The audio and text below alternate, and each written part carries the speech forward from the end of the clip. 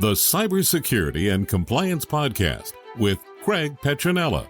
Learn about the most current IT security threats in ransomware, phishing, business email compromise, cybercrime tactics, cyber heist schemes, social engineering scams, as well as hints and tips from leading professionals to help you prevent hackers from penetrating your network and dropping ransomware or malware payloads. This podcast will arm you with the best info to defend your network against the latest cyber crimes. Don't forget to like and subscribe. And now, here's your host, Craig Petronella. Hey, everybody. Welcome to another episode here of the Cybersecurity Podcast with Craig Petronella and, of course, myself, Blake. Today, we have a very special guest. We have Sige Brody. Please introduce yourself, sir. Hey, guys. Nice to meet you. Nice to be here. My name is Sige Brody. I was the Chief Technology Officer and co-founder of a managed cloud computing company called WebAir. Almost 20 years ago, we sold that to a private equity firm about 2.5 years ago, and that ended up merging with a bunch of other organizations, and that is now called Optinine. I am still the CTO over there in a part-time capacity, and I'm also out doing consulting services around product management and cybersecurity for other interesting technology companies. Nice. Tell us about maybe some of your core values at Optinine, and then some of the other spaces and verticals that you work in. Sure.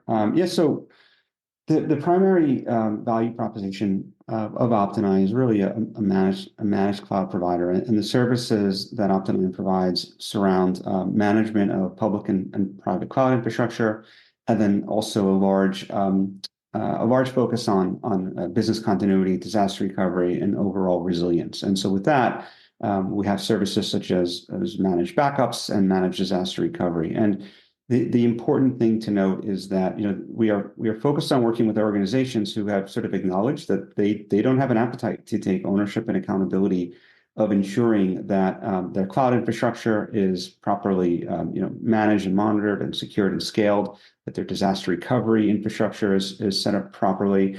They outsource ownership of those layers to us, and we are the ones responsible to ask the right questions, ensure the runbooks are in place, ensure the right buttons are pressed, and so on and so forth. And so, as we look into the future and we see IT getting more complex, I think sort of outsourcing, sort of non-interesting or sort of transactional layers, managing infrastructure being one of them, is low-hanging fruit, and we see a lot of organizations sort of making that decision.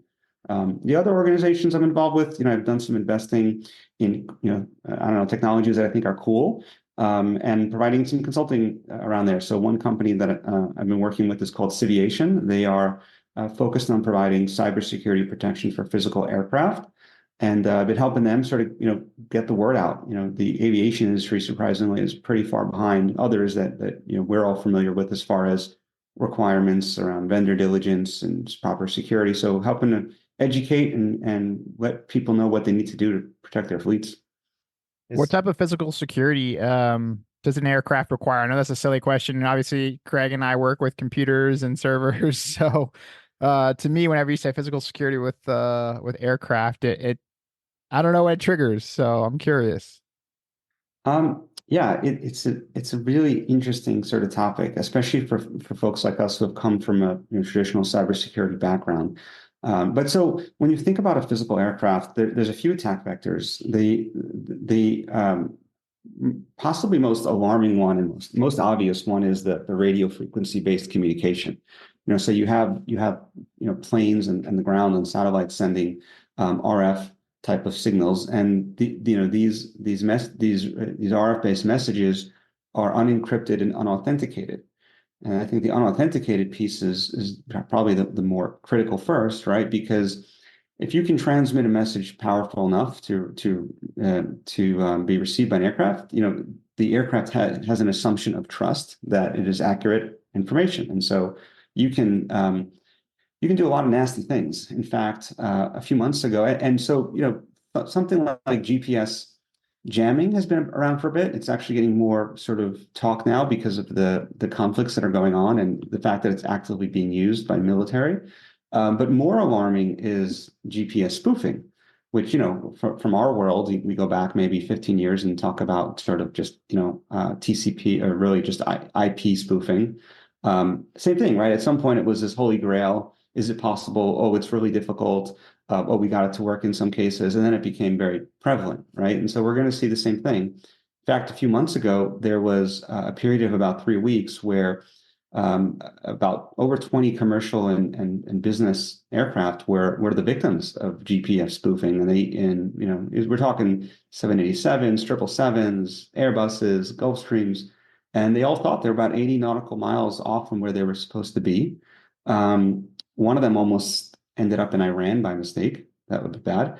And super interesting is that a few years ago, somebody had this great idea to enhance the onboard inertial positioning systems to take GPS in as another factor, to better ensure that positioning is correct. And that system was always designed to be standalone.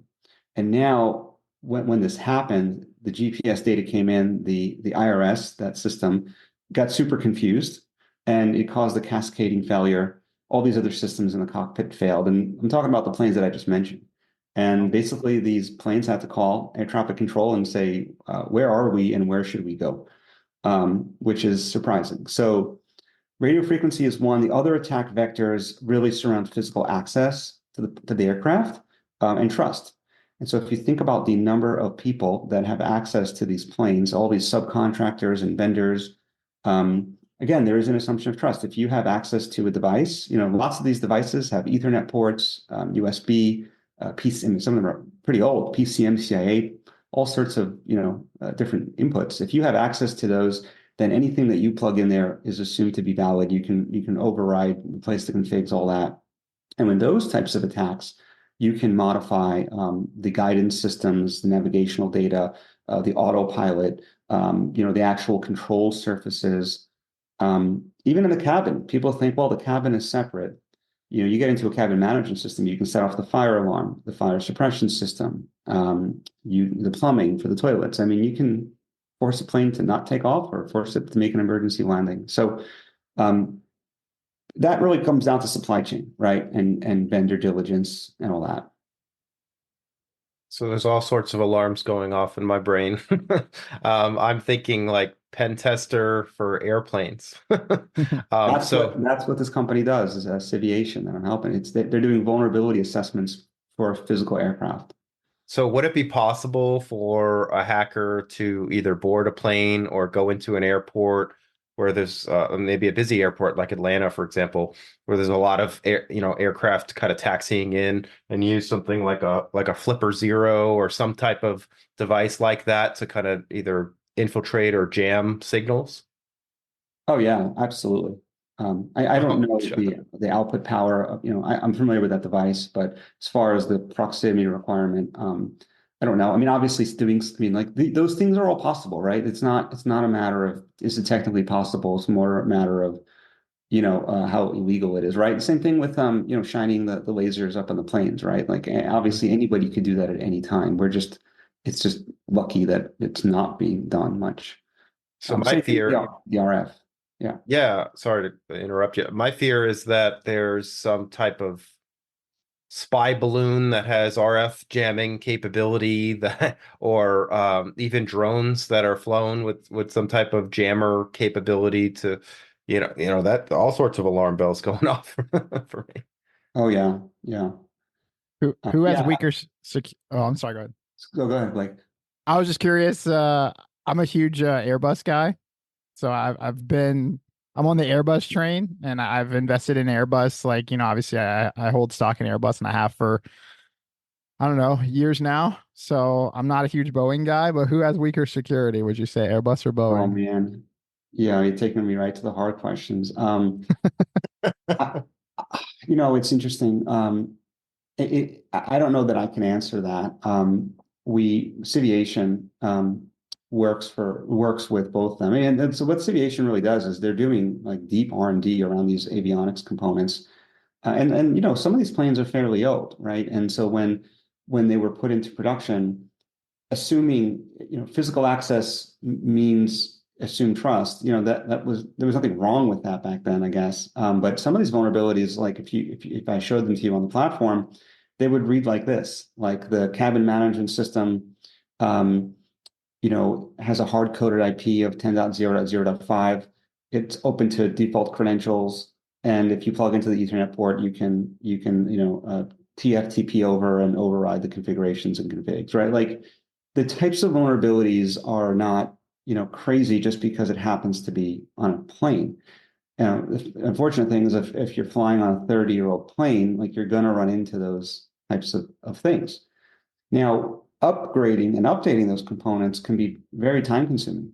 They can't just do it, right? It could be 2 or 3 years to replace a component like that. And so Yeah. a lot of this sort of mitigation for those types of things comes down to security awareness, training, and contextual awareness. You need to be aware of these exact vulnerabilities, which we know this fleet or this plane to be susceptible to, instead of, overwhelming them with just all the possibilities. Make it very contextual. Yeah, that makes a lot of sense. And we deal with, obviously we deal with a lot of computers and devices and personal devices, business devices. But my follow-up with that is, obviously these hackers, they have a motive, right? A lot of the motive that we see in our industry is financial. So from your perspective, what is the motive to, hacking a plane, for one, and what benefit does that do to a hacker, right? Like there's obviously got to be some motive, right? So I did spend a little bit of time. I actually have a diagram around it of if I wanted to ransomware an aircraft, here's how I would do it.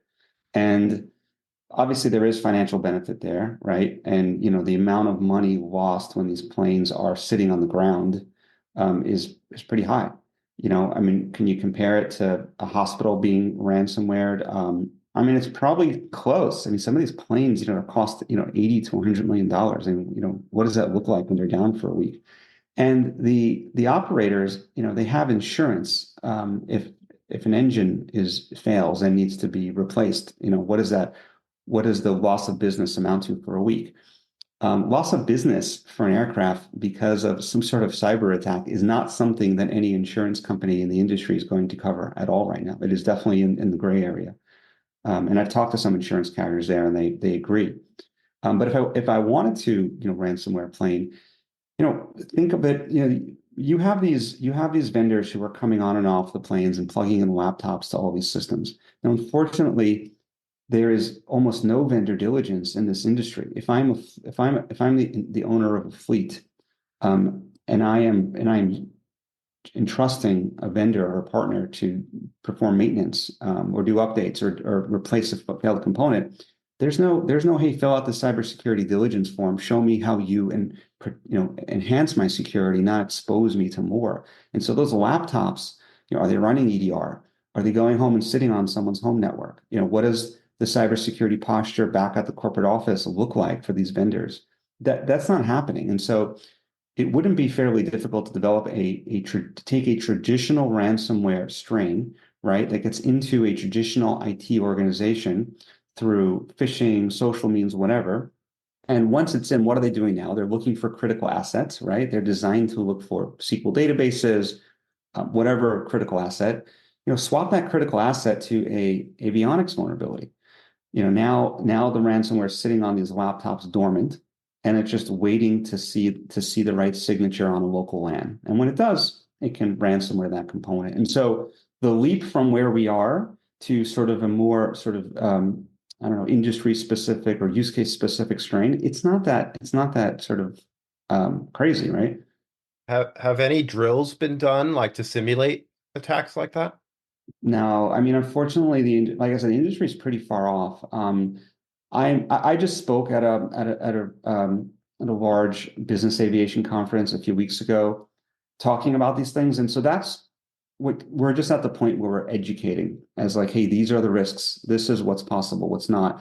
And I think similar to HIPAA and healthcare, it's going to take some top-down sort of pushing on, maybe warning, sort of threatening fines. So actually, in Europe. Actually, probably Blake, going back to maybe going back to your Airbus comment a little bit, but the Europeans do have a cybersecurity for aircraft regulation going live next year in 2025. And it's great. And if you look at it, it reads like what you guys would be used to. Proper monitoring for unauthorized access, proper securing of making sure they're running the latest firmware. Anything that you would see under normal sort of cyber requirements, they're requiring that on physical planes. And so that will help. The FAA traditionally is a little bit behind EASA on these, but it's coming. TSA has some requirements around it now, but they don't cover everybody. And the FAA actually also now just recently made an announcement that if you want FAA funding for airports, you need to include in your proposal how you plan on protecting the airport from a cybersecurity perspective. So it's starting, but it will take time. We just really need to be out there, advocating. Sure. I find it. Sorry, Blake, real quick. So what about DoD or Department of Defense and military? Is it still education there, or is there any testing being done? Oh, they're like in a completely different frame of mind. They are very advanced and they do a ton of stuff in this area. And they're not like, their RF communication is not like, what I'm talking about, right? So they have their own stuff. And from what I understand, they're aware of all these things and they're protecting themselves. Okay. So it's kind of like the traditional trickle down effect, big companies, big militaries, and then it comes down the system, right? Yeah, Okay. I mean, I think what's really ironic and interesting is if you think about commercial airlines, right? Some of the largest in the world, all the names that we know about, they spend millions of dollars a year on cybersecurity. They usually have their own SOCs, and they're paying threat intelligence companies, $500,000 or $750,000 for threat intel on their organizations to know what's going on. Very mature sort of internal, cyber teams. Yet, ironically, their most critical and prized assets, the aircrafts, they have no visibility into those at all, into what's going on whatsoever.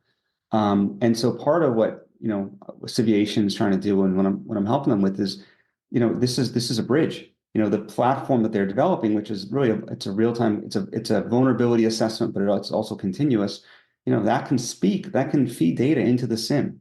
It already has, MITRE ATT&CK framework, notifications. It can speak, sticks, taxi. I mean, we need to create a bridge between the existing cybersecurity apparatuses and these new threats.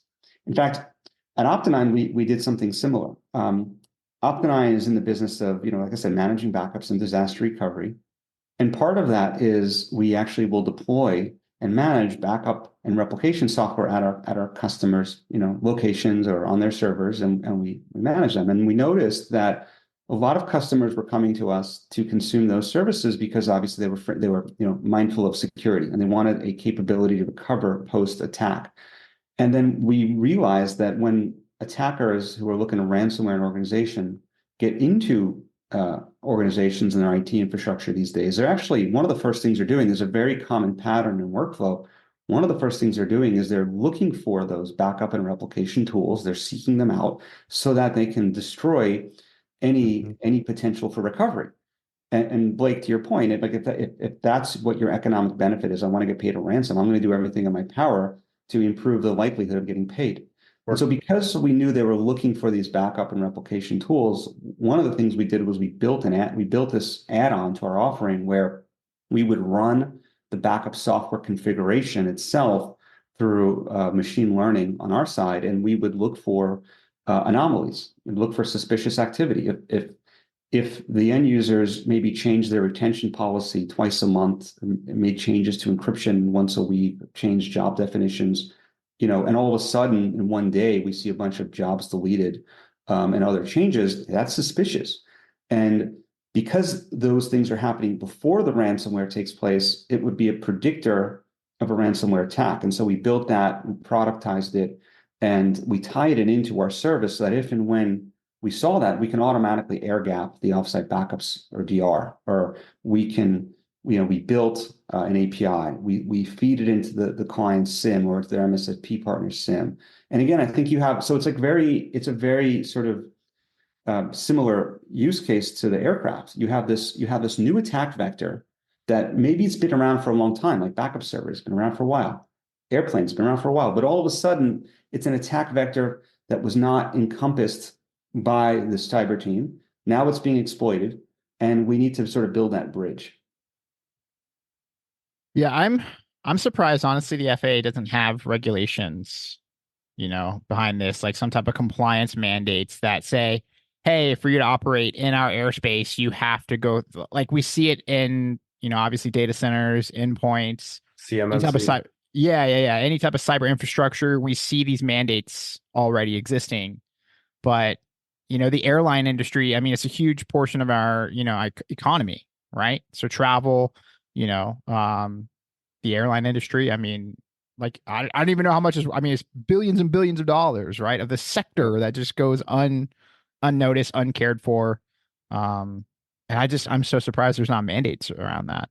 And so for you, I'm curious, you said it's coming, right? You did say that. So what would those mandates look like for you? Like if you had a golden grail of mandates, what do you think they would include?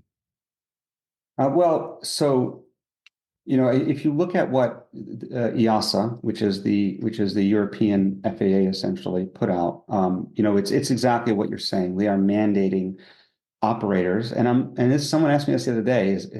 They said, is it aircraft that are registered within Europe or that land within Europe? I said, that's a really good question. And I don't know that there's an answer for that yet. But that has huge impact, right? Because, now it's like you have every operator in the world and every commercial operator needs to comply then at that point. And you're not just going to comply when you land. You need to comply your fleets fully. But the requirements that EASA is putting out, which is called the Part IS, and it goes live in October of 25. And I'll read them to you, and again, it reads very similar to what our traditional industries have been talking about for a while: maintaining the security of an aircraft system through their life cycle, vulnerability management, identifying, assessing, and mitigating vulnerabilities in aircraft systems, security awareness training, protecting the integrity and availability of aircraft system. And that's a fun one, right?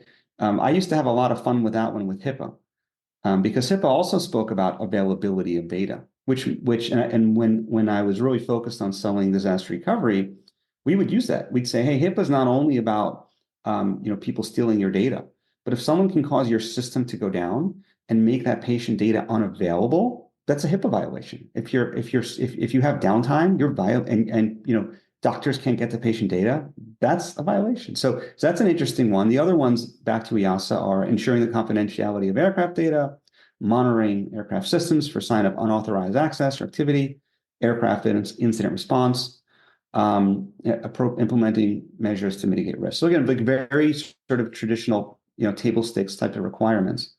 But the issue is, the word aircraft shows up in almost all of these, right? And so that's the rub. There's not many tools and systems that are out there designed for that.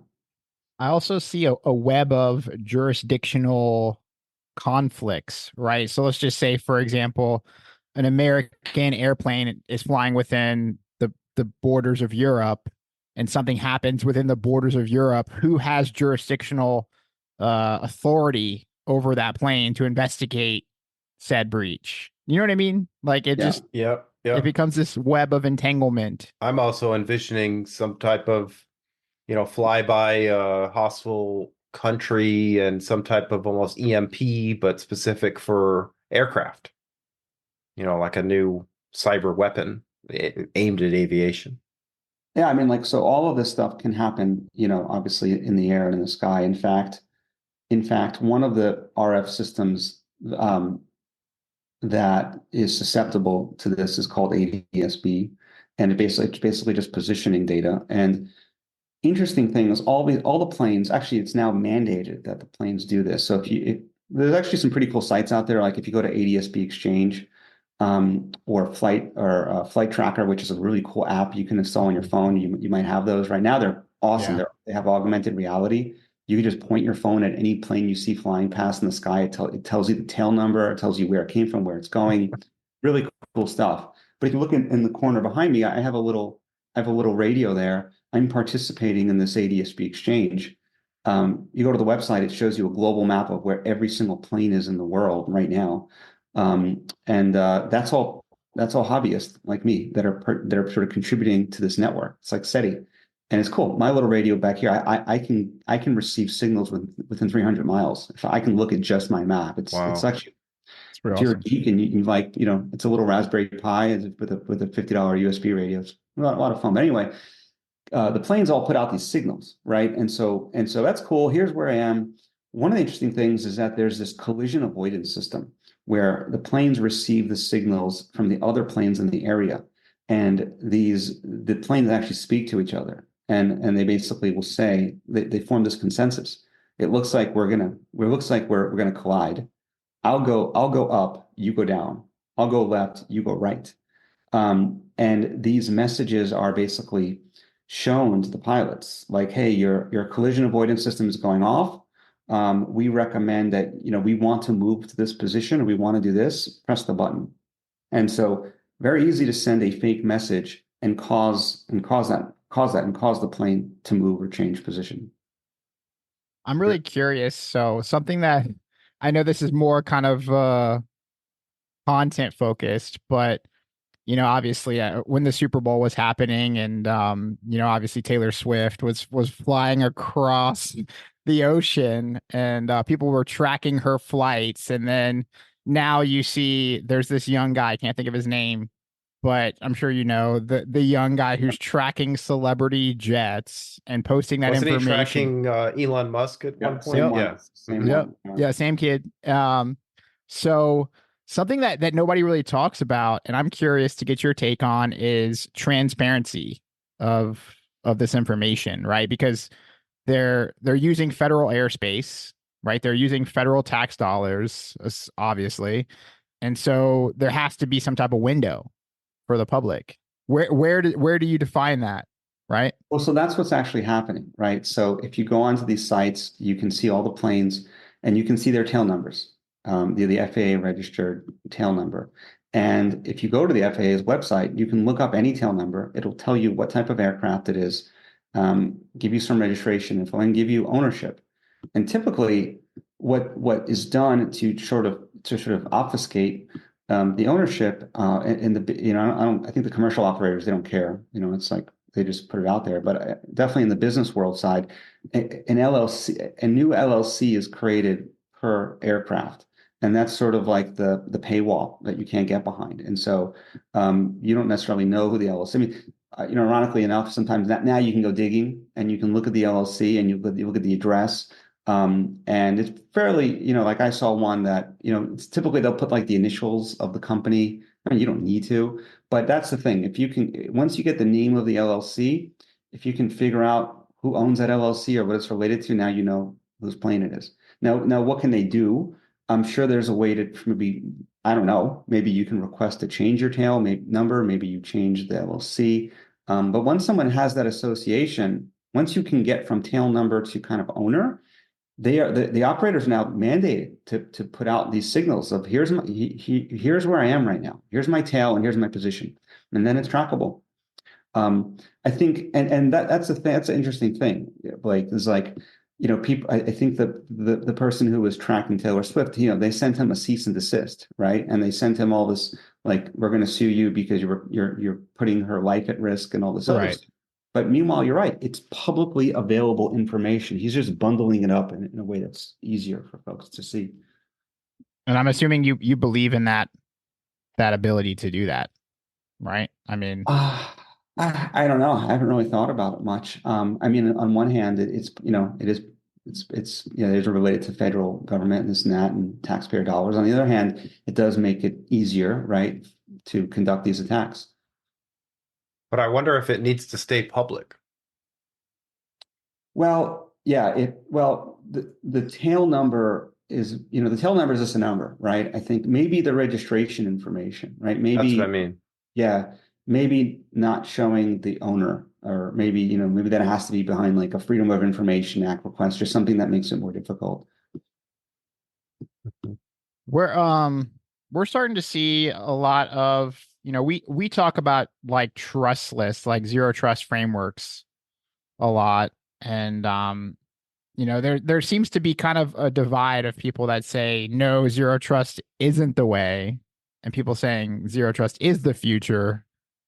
I'm curious. I could tell by your facial expression you have a few things to say.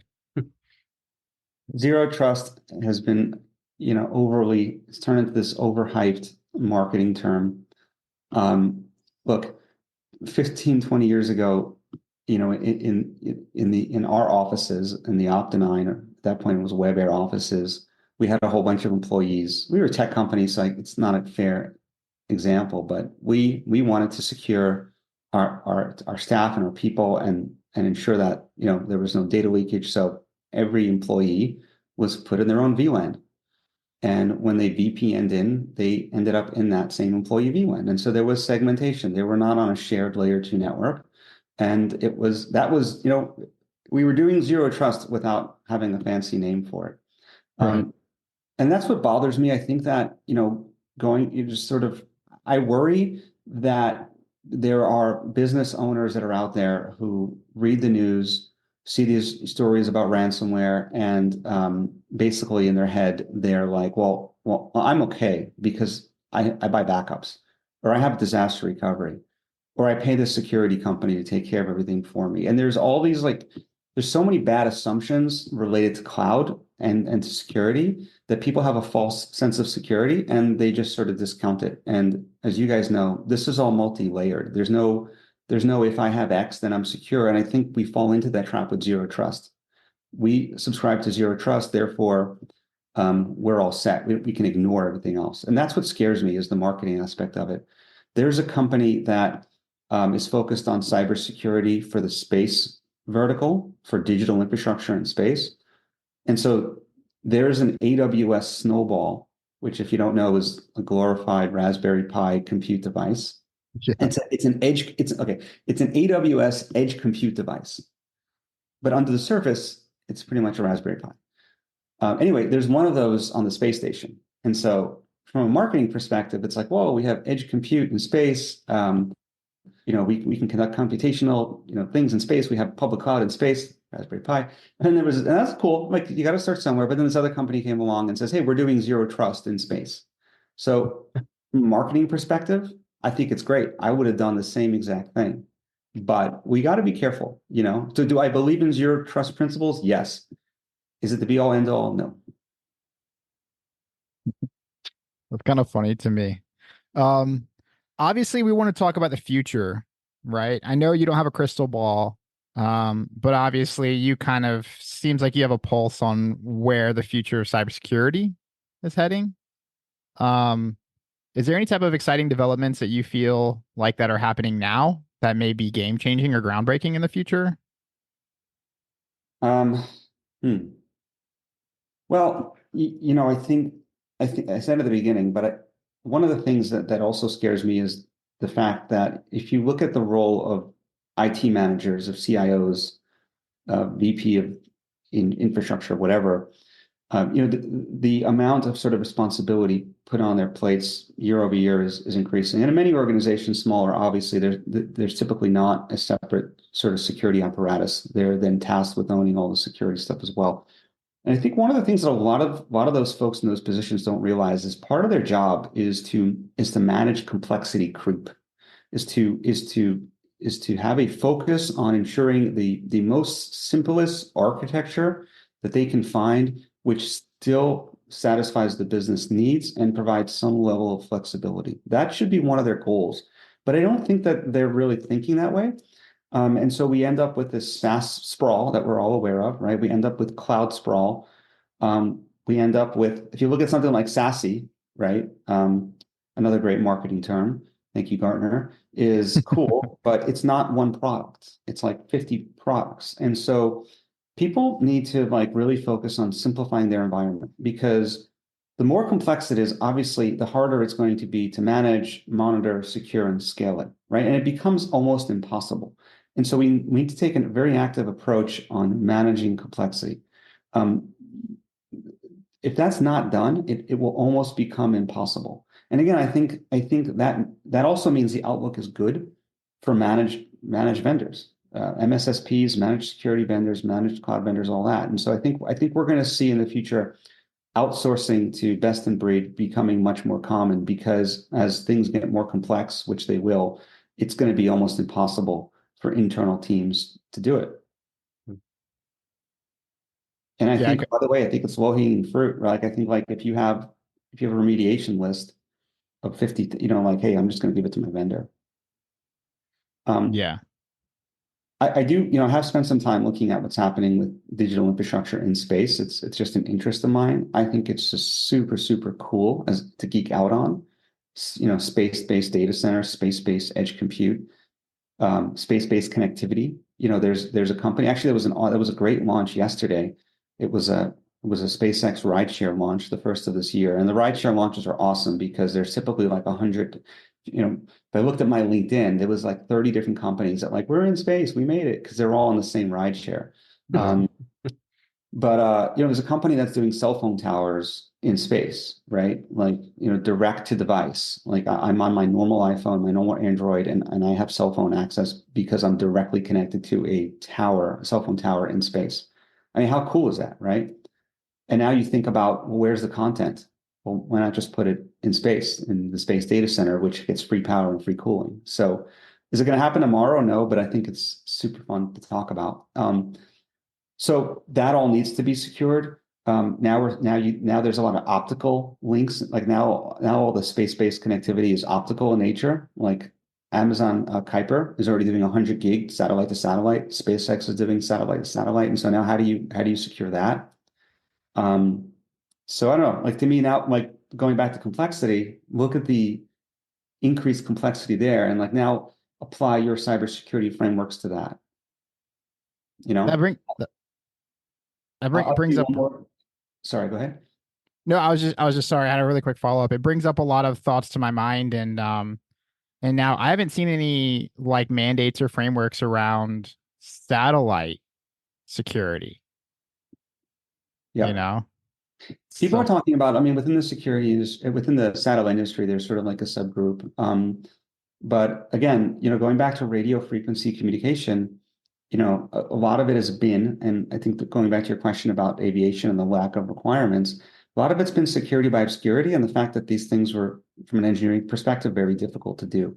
But it's amazing to see how quickly it's gone from theory to active exploitation, in the wild. I'll give you another example that touches on space and security and even complexity. Is there's a company that's spun out of Google. I don't know how to pronounce their name. It's called like Alyara. But if you think, you guys are familiar with SD-WAN, right? This sort of capability of overlaying on top of multiple internet connections and all that.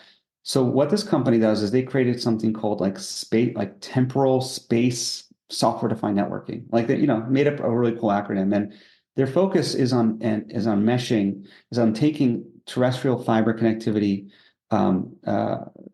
terrestrial 5G based connectivity, multiple satellite operator connections, and creating a mesh network that is, creating an overlaid mesh experience where if satellites are blown out of the sky, if your network is cut, whatever, your connectivity can move from one part to the other with, no disruption at all.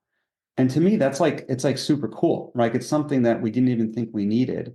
But now, as these new options for connectivity become available, we're going to start using them. And then now we need a way to manage the complexity, right? And now how do we ensure security? How do we ensure security assurances as we go from platform to platform, right? So I think there's always new problems to solve as we force ourselves. It's almost like it's self-fulfilling prophecy. New technology, we never knew we needed it, but now that we see it, we want to use it, and so we're going to use it. And now we just made our lives more complex, and now we have to secure the more complex reality. Yeah. Well, we kind of went down the rabbit hole of space. We went down the rabbit hole of aviation. We talked briefly on cloud.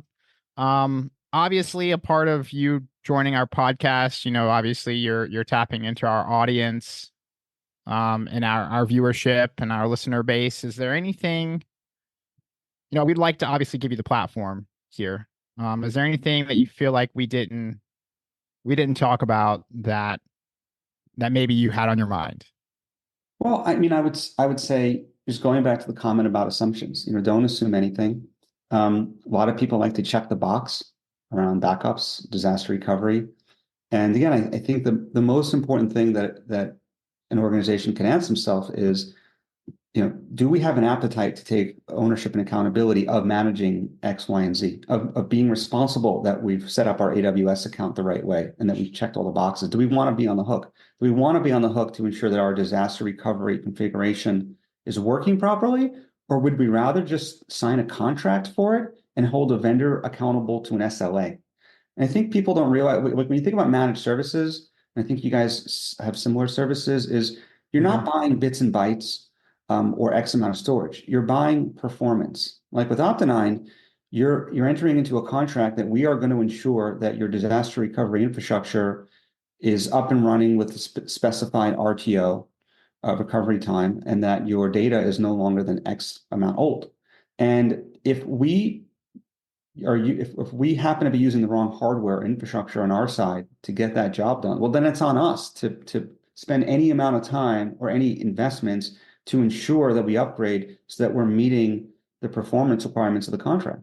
And so I think the first question is, what do we want our IT folks managing infrastructure and security and cloud and backups and DR, or do we want them focused on adding value to the business? That is super important. And by the way, I've worked with many very large organizations who totally have the technical capabilities and the teams to do all that, but they've made the conscious decision of, we don't want to be on the hook for it. We'd rather have a contract and sue someone, if it gets to that, to be responsible for it. And so I would say that to everybody, think about that. And also think about the assumptions that you might be making of, we're good because. And then, talk to a vendor. Optinine is great at managed disaster recovery, backups, managing cloud, especially with what's going on with Broadcom and VMware right now. I don't know if you guys are following that. Yeah. It's a mess. I know. Yes, and it's going to cause a ton of consolidation. I mean, now is a really good time to, if you were like teetering, like, well, maybe should we keep running our own VMware? Should we keep running our own hardware? One of the cool things that Optinine does is we run managed VMware private clouds. And so we can move your existing VMware-based infrastructure and keep it on VMware. Our pricing is much better than what your renewals are coming in at. Integrate to your existing network and adhere to your existing security frameworks, and sort of the best of both worlds. So yeah, those are interesting things I think to put out there for Optinine. And then myself, I'm involved there. I'm also doing some consulting. So if there's anything I've mentioned that is interesting, feel free to hit me up. As you can tell, I love to chat about these things. Yeah. Tell our listeners how they can reach you, how they can communicate with you. What's the best means to make contact to you? My personal website is 10forward.ai, number 10forward.ai, or find me out on LinkedIn. Yeah, we'll find it, and we'll drop some links here in the description. Awesome. I think that's all that I had. Craig, any? No, I think that was great. So one last question I had on the Optinine. Do you support like most of the modern regulations? I know you mentioned HIPAA compliance. I'm assuming that maybe you're achieving or headed towards CMMC compliance, or is there anything that you guys don't do, or that you like in a certain regulation or vertical? Yeah, I mean, is there anything we don't do? Well, no, we do all of them. If it's FedRAMP, that's the only one that's a real fun one to talk about. But when we do FedRAMP, we like to partner with AWS GovCloud. Besides that caveat, we do all the rest. And what we do, and our strategy around compliance, is we've taken our SOC 2 audit and we've added all of the additional frameworks, and we add a section that shows how we demonstrate how we comply with all those. And we map them back to our SOC 2, and we also let the client know, hey, for this specific regulation, this one's on you. And so we are mapping to CMMC and to ITAR and CGIS and HIPAA and GDPR and like probably 50 more. Just make keep Awesome. up with this. It's always so annoying for us, but I mean, we find some fun in it, Yeah, I saw exploiting. I saw CMMC on your website, and I thought that's like a super interesting one where it went, where it's heading. And to me, what's going to happen in the aviation industry from a sort of subcontra perspective, I think it's going to look very similar to what's going on with CMMC right now. Yeah, CMMC is our bread and Agreed. butter. Craig and I are both CMMC certified. I'm an RP, Craig's an RP, and we're an RPO. So that's kind of our bread and butter Nice. for sure. Awesome. So, well, thanks for Yeah, thank you. thank you so much for coming on. We appreciate the opportunity to speak to you. And I'm sure we will definitely stay in touch, and we'll definitely see you probably likely in the future. We will follow up and make sure that we check in on you and our listeners as well. We'll ask you back for updates and yeah, looking forward to doing that with you. Awesome, guys. Thank you for the time. Appreciate it. Thank you so Absolutely. much. Thank you. Thanks for listening to the Cybersecurity and Compliance Podcast with Craig Petronella. For other episodes and more information, visit petronellatech.com. Also visit our other websites, compliancearmor.com and blockchainsecurity.com. Don't forget to like and subscribe. Thanks for listening, and stay secure.